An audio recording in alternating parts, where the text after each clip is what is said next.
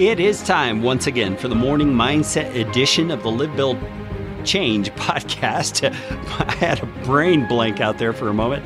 The Live, Build, Change podcast. If you are not aware of what Live, Build, Change is about, you can find out more at livebuildchange.com, where we're living our faith, building businesses to change the world. Find out more. Hey, today we are diving back into the book of Proverbs, and we're looking at chapter 16, verse number 32. This, I think, is a word of wisdom that all of us can receive and apply to our lives immediately. Man, it's always great when we can go to the Word of God and find something that immediately applies to us right where we're at. And this is a proverb, a wise saying that Solomon wrote that affects us right where we are, no matter where it is that we are. Listen to this. Proverbs 16, verse 32.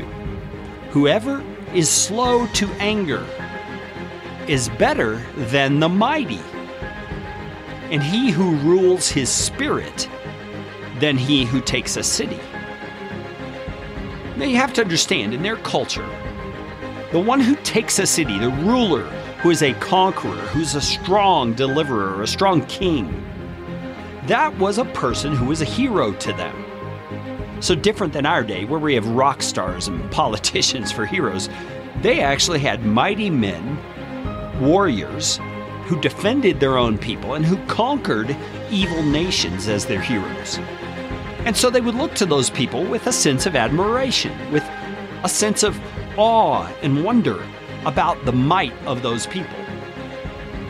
But what Solomon is telling us here is that average, everyday people can be better than those people, in that they're able to conquer something even more important than a city, even more than some political or governmental situation.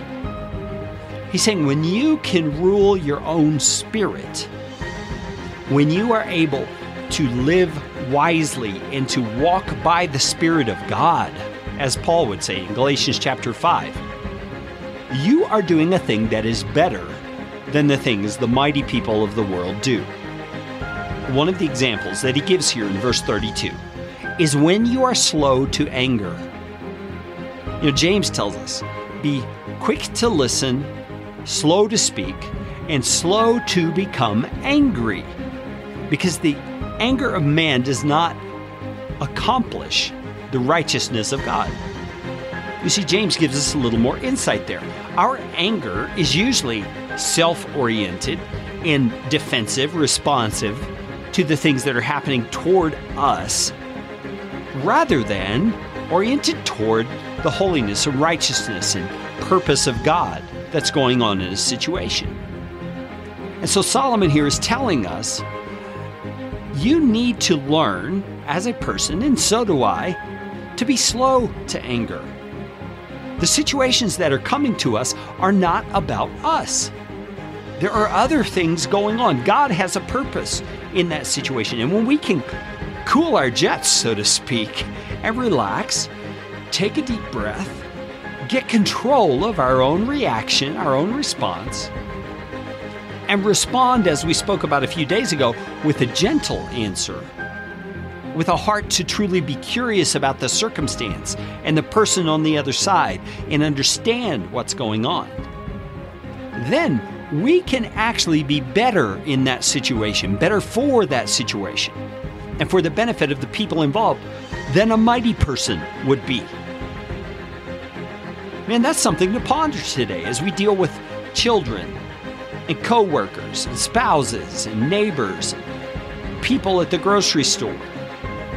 We have an opportunity to bring enormous good into the situations around us by ruling our own spirit, submitting it to the Spirit of God, and being slow to anger. Man, here we are at the end of November.